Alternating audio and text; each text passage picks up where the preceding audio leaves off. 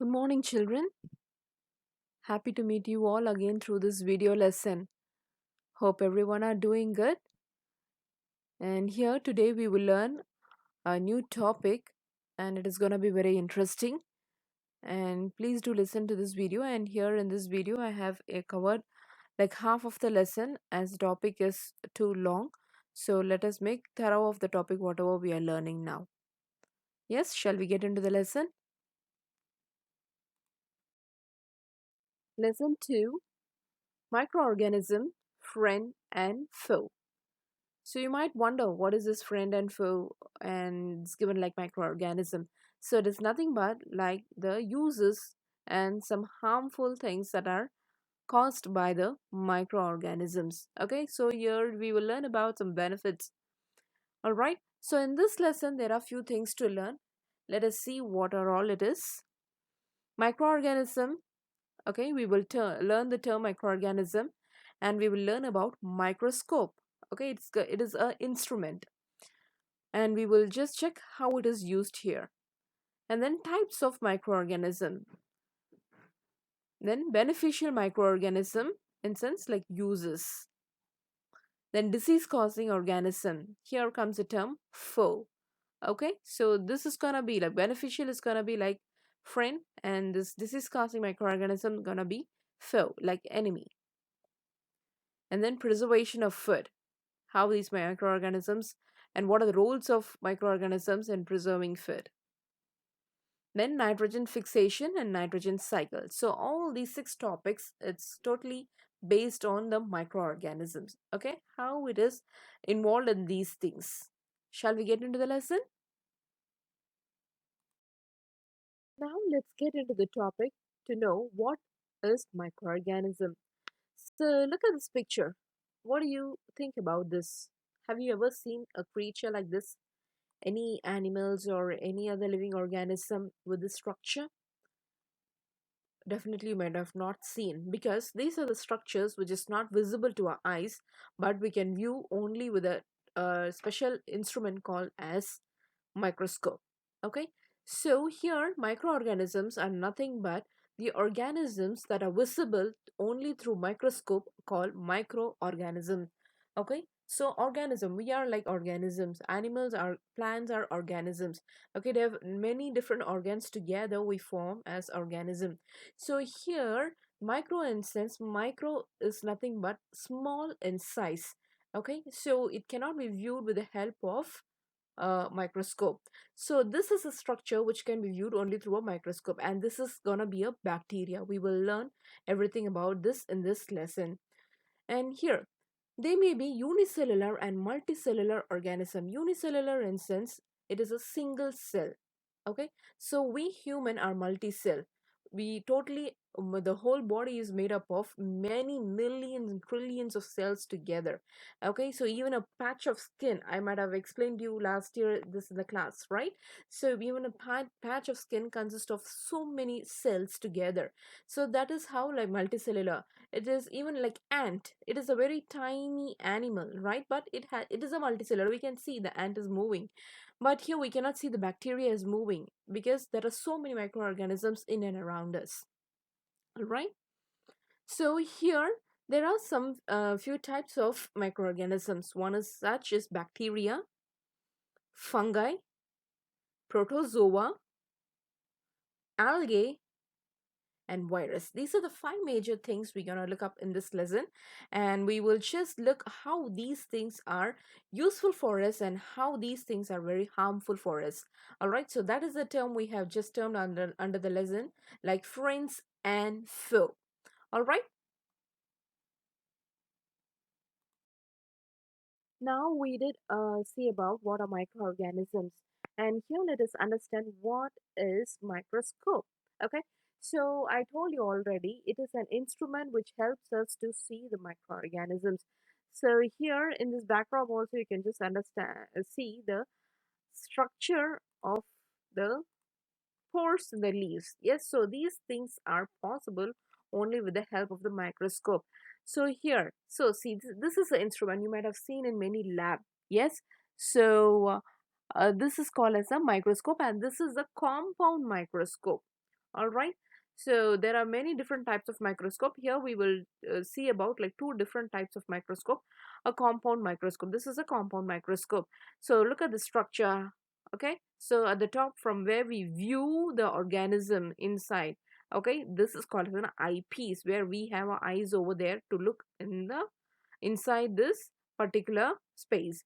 Okay, so here this one is called as like a condenser, which holds this plate. So there you can see a small knob over here where we will place this slide is nothing but a thin glass, okay, a rectangular glass, where the organisms will be spotted. We will place the organism on that, and then a cover slip will be placed on that so that anything will not be moved out of it. Okay, so this is how we will receive it from the laboratory, and we will use it to keep it under the microscope, and we will see the organism. Okay, the structure of the organism. It is a preserved part. Okay, not a real one, I mean not the live one. Okay, it is already dead and it is preserved. A microscope is an instrument that makes use of the lenses to make smaller objects appear larger. Okay, just like a zoom. Okay, so we will just zoom the object and we will see, right? So it is, we are just keeping these microorganisms under this particular place where we are able to view it. So with this help of this mirror, the light will be reflected so that the objects can be clearly viewed. All right. Next, the next type of microscope what we are seeing here is like electron microscope. So this electron microscope, it is very much advanced in technology. All right, these microscopes we have discovered like few years back. I mean like hundreds of years back, but still, this electron microscope has been developed after some years. Finding this compound microscope, does inventing this compound microscope. All right, so here with the help of the compound microscope we can see like small organisms like bacteria, algae, and fungi. This electron microscope is specially designed in such a way that the viruses can be seen through this, because that is the very tiniest organism, more than the bacteria and fungi or algae or whatever it is. All right, it is so very, it is millimicron in size. All right, this is micron and this is millimicron in size. Okay, so micro is itself is so small. Below that there are many other measurements like micron, and this is gonna be like millimicron. Okay, the object to be viewed under the microscope is referred to as a specimen. So here we have the specimen, I told you, right? We'll have a glass slip. Under that we will just have the specimen on it, and then it will be covered with the help of the cover slip. Okay, now let us see about types of microorganisms. So there are five different types, right? So let us see one by one. Bacterium. Bacteria are among the smallest and oldest organism of a planet. They are unicellular organism. Unicellular in sense, already I have told you, it's like a single cell structure. Okay, so everything happens within that cell. All right, so that is how they reproduce, they take in their food, and everything is processed among that one cell. And this is, bacteria is one of the oldest thing which has been found. All right, so that is the reason they have given like the smallest and the oldest organisms on our planet. Here I have attached few pictures of the bacteria. So see how the bacteria looks like. It's a single cell structure with some flagellas on it. It's a rod shaped bacteria. Okay, these are all the views which has been seen under the microscope. With the help of the microscope, they have seen the structures of these microorganisms. So bacteria are of like several categories depending upon the shapes. Okay, so here some bacterias are there. Can you see the shape of this bacteria? So this round spherical shaped structure, it's this particular bacteria is coccus, and this rod shaped bacteria is bacillus. Okay, round, the shape is given here and the name is given here. The rod shape is bacillus, and the chain structure we call them as streptococci. This is coccus, circular structures. Okay, as it is chain in structure we call them as streptococci. And here this is diplococci, as two in numbers in pair. Okay, and here this is spiral, so it is called as parachaete. See here the shapes of the bacteria here. Again, like cocci, bacillus, spirochetes, vibrios, spirilla. So different types. So here this type of thing, we can understand. See, this structure and this structure is some ways similar. Okay, so this is like a spirala. Here, these flagellas are there. This one particular structure is called as flagella, which is coming out from the body. All right, with the help of this flagella, see the flagella is surrounded all over the body. Here, the tiny flagellas are like cilias, they say. Okay, this is flagellas and this is cilias. It's surrounded all over the body, and that helps in the movement of these tiny microorganisms. Okay, the next type of microorganism is algae. Okay, so what are these algae? Algae is a simple plant-like organism that contains chlorophyll. Okay, have you seen during the rainy days, sometimes if it rains continuously, okay, you can see on the floor in your garden or in some places or in your terrace, we can see the green patches on the wall or the terrace or in the places where the water is little bit what humid in condition. Okay, those green structures are like algae, and even in some ponds and lakes where the water is not used for very longer time, it will be clear when it is raining. And then after some time, if it is not raining and no one is disturbing that place, definitely we can see some green patches on the top layer of the water. Yes, so that particular thing is called as algae. Okay, so that is what they have given, like a plant like organism which have a chlorophyll. And in the previous class in grade 7, you might have learned about like many things about the plants, nutrition in plants, right? In that you might have learned about this algae, and they also help in like symbionts. They act as a symbionts, sharing the nutritions. Okay, they may be unicellular and multicellular. Some may exist in colors. Now definitely something would have arisen in your mind. We are discussing about microorganisms, but we are seeing that green patches. Then how come you say it as like unicellular? It is like a microorganism. That is what they have given here. It is like unicellular and multicellular. So single cells is also seen in algae, and many cells together they form a different types of species. All right, and they are also found in colonies. These colony structures only we are seeing as green patches. Okay, so this is a single cell structure, chlamydomonas. We call them as chlamydomonas. Just say the name after me so that the terms will be easy for you. Chlamydomonas.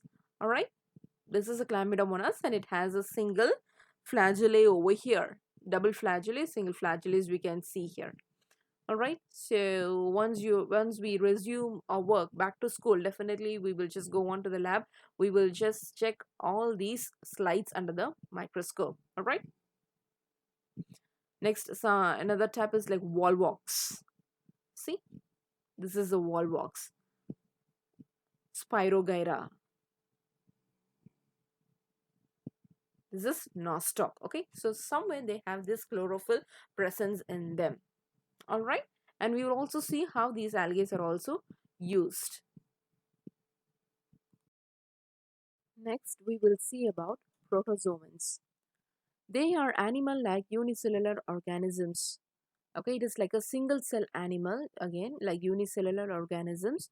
And this is like heterotrophic in nature. They depend on the other organisms for their nutrition.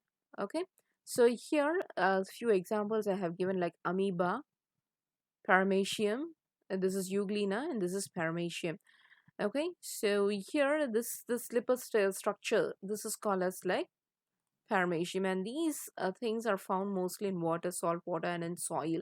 Okay, and here this amoeba, you might have learned about amoeba. It does not have any definite shape or structure. It does have like a false feet, which we call them as pseudopodia.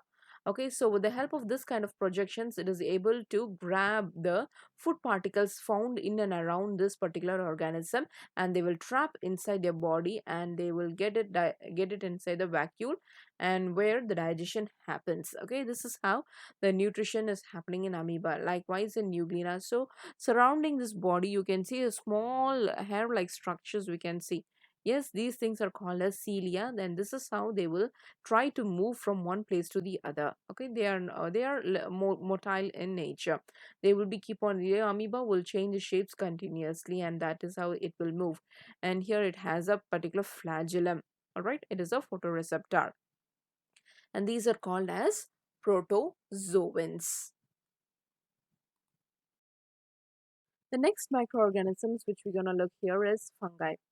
So you might have heard even this term. We have discussed a lot many things about these fungi in last year. Yes. So in nutrition and plants, we have learned everything in detail about this fungi.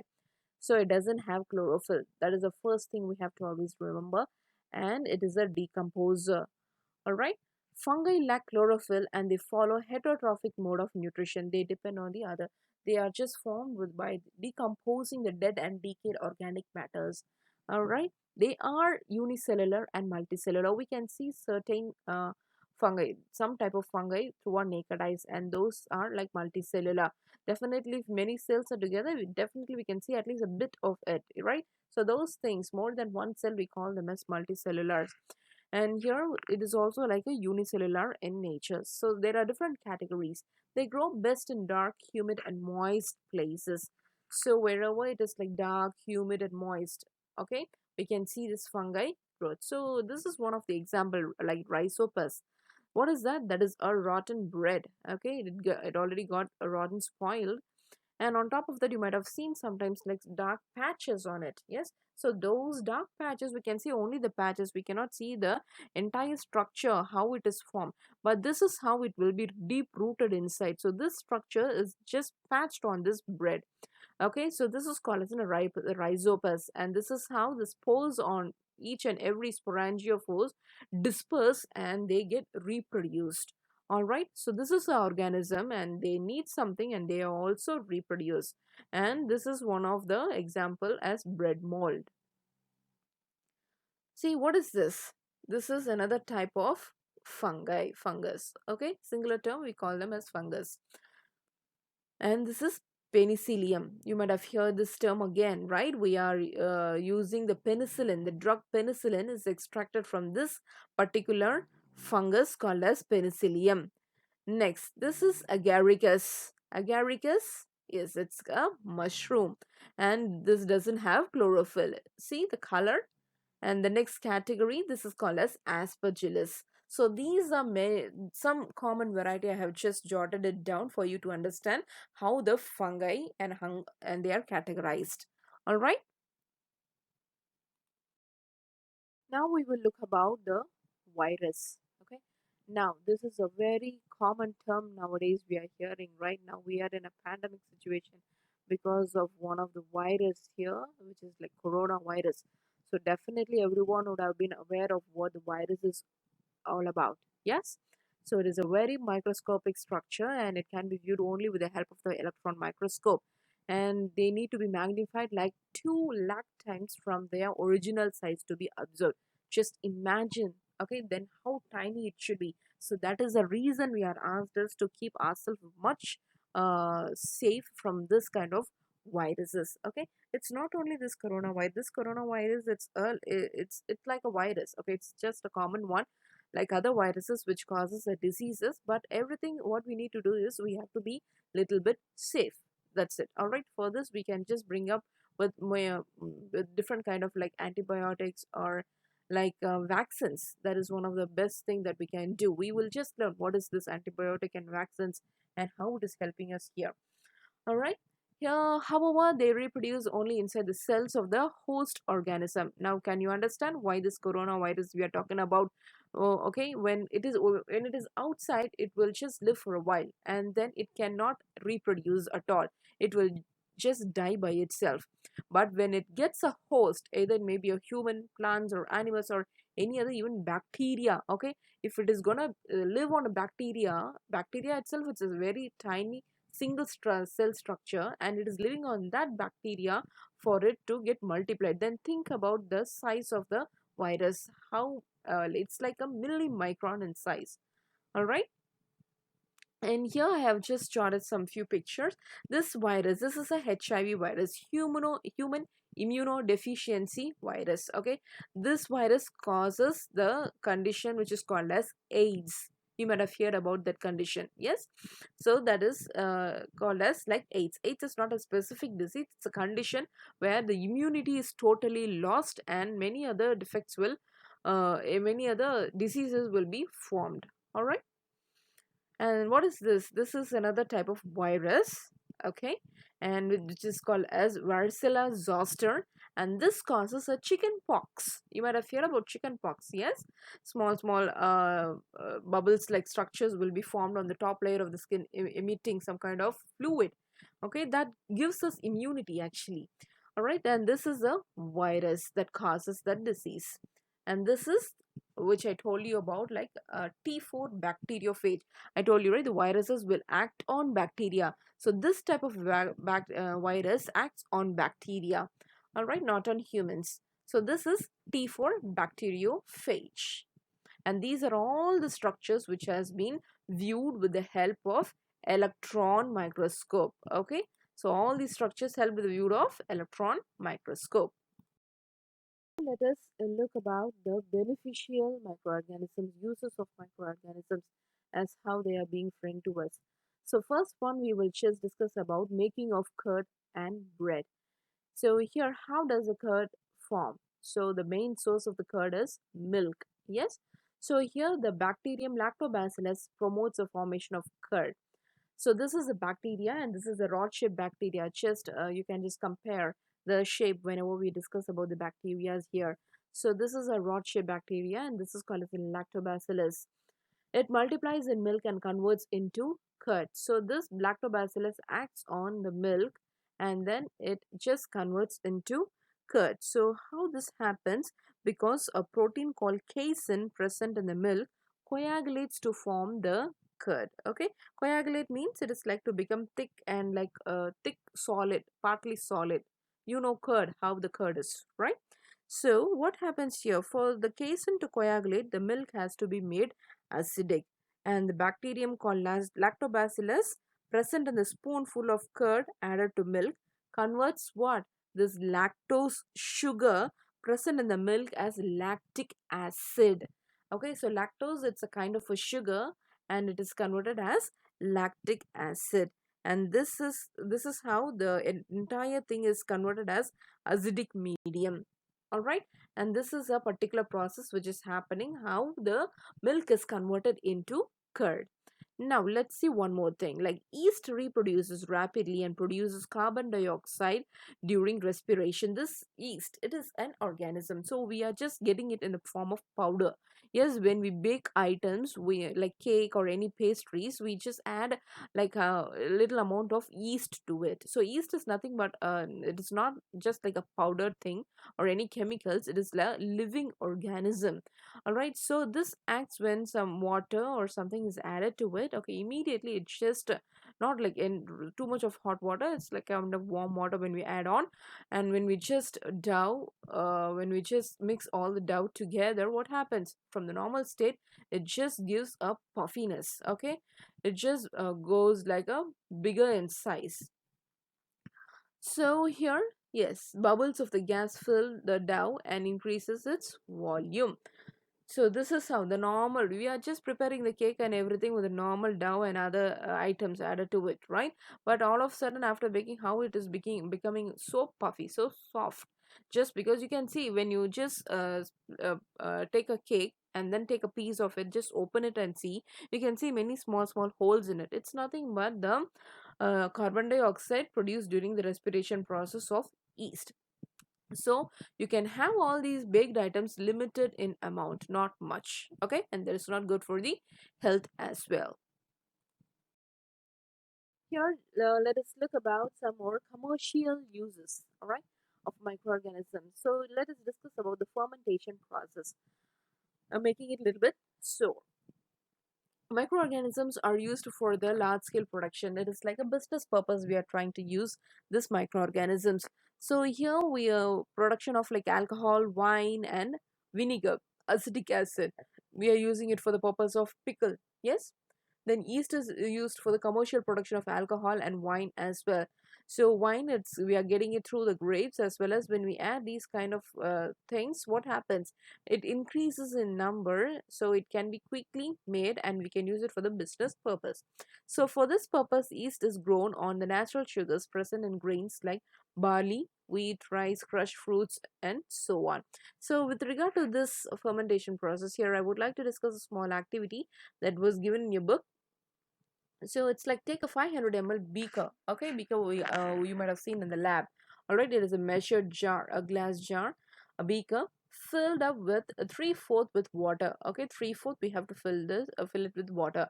Dissolve 2 to 3 spoons of sugar in it, normal sugar. Okay, 2 to 3 spoons of sugar in it.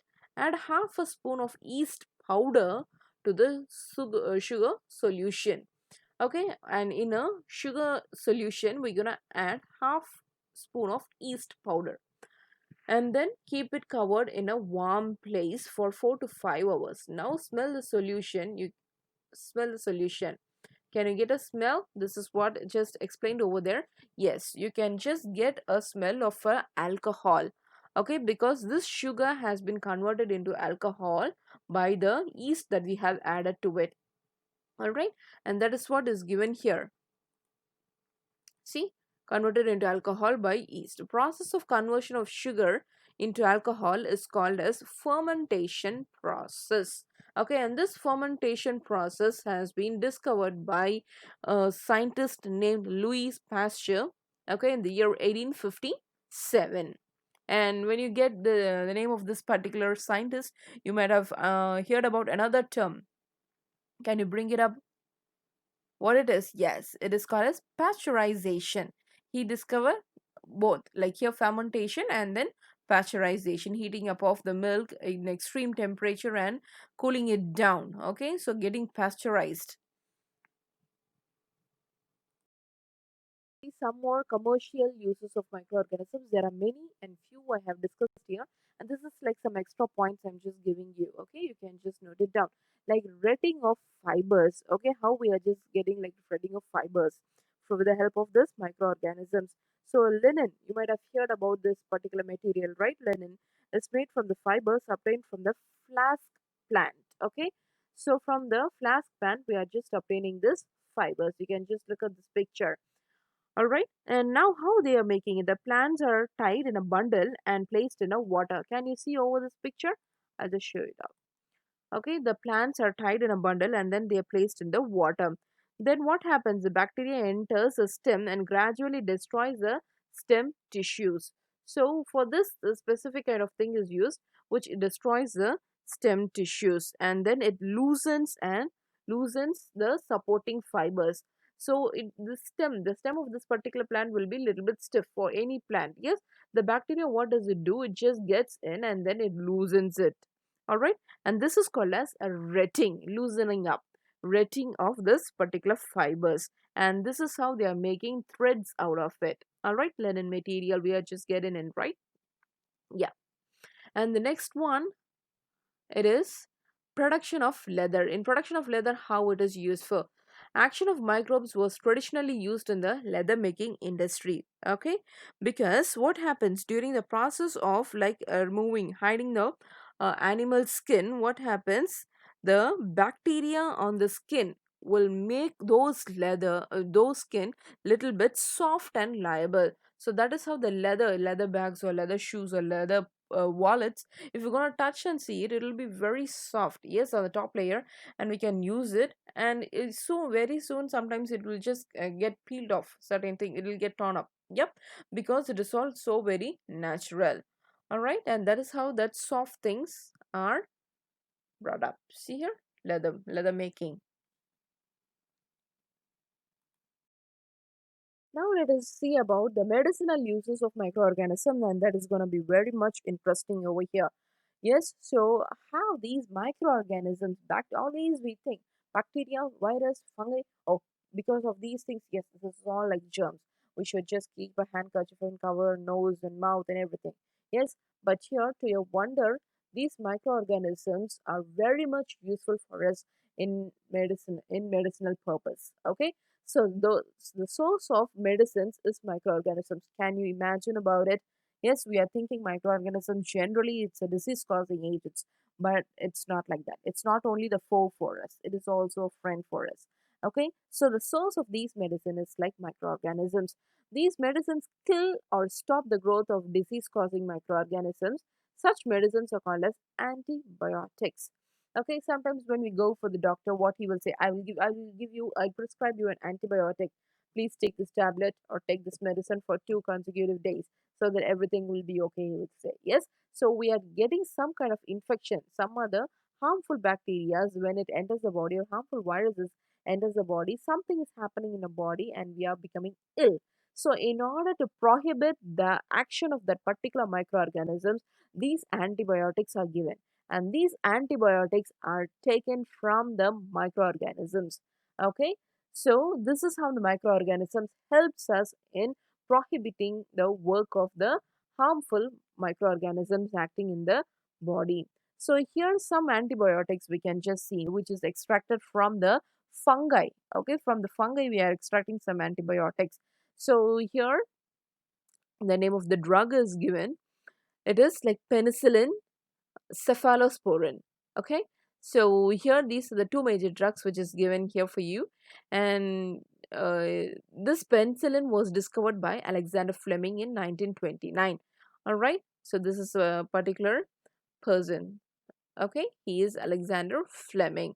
And here this is a drug which is extracted from fungi. And here let's see the drug which is extracted from bacteria: streptomycin, tetracycline, erythromycin, chloramphenicol. Okay, chloramphenicol are some of the antibiotic produced from bacteria. Yes, let's see some more medicinal uses. Okay, in preparation of vaccines. Okay, antibiotic vaccines, these are the very common thing that we are just hearing on day-to-day life because of this corona pandemic. So now they are just discussing about what if corona comes inside the body, we need to use some kind of antibiotics. So in order to prevent the corona not entering the body, what we can do, we can just give like vaccine. That is the best source, best resource we can just get it on. All right, so not only this corona, many any viruses. So we have just given vaccines whenever the baby is born. You might have seen. Okay, they will give a particular chart table and they will ask us to provide this vaccine for the baby. Okay, like BCG vaccine as soon as the baby is born, and then many vaccines we are just giving like polio vaccines, which is given orally in the mouth, and some are injected through the injections. So vaccine is a preparation of killed or weakened disease causing microbes. So again see here, this vaccine is not something or different chemical, it is from the microbes that causes that particular diseases, and they will kill and they will weaken that particular disease, particular organism, and that will be given as a vaccine. So only that particular vaccine is given inside the body. What happens? Okay, so the disease, when we any particular virus attack or any bacterial attack, when it is happening in the body or when it enters the body, automatically when these vaccines are there, already the antibodies would have been produced in the body. So when these viruses or bacteria enter the body, what happens? They will be able to identify, oh, this vaccine has been, or this kind of bacteria or virus has been already entered, and this is the antibody which is roaming over there inside the body, and they will take care of that particular role, and they will just crush it off. They will just destroy the bacteria or the viruses or any organisms that is entering. So let us look here. So a few points I have jotted out for you to understand.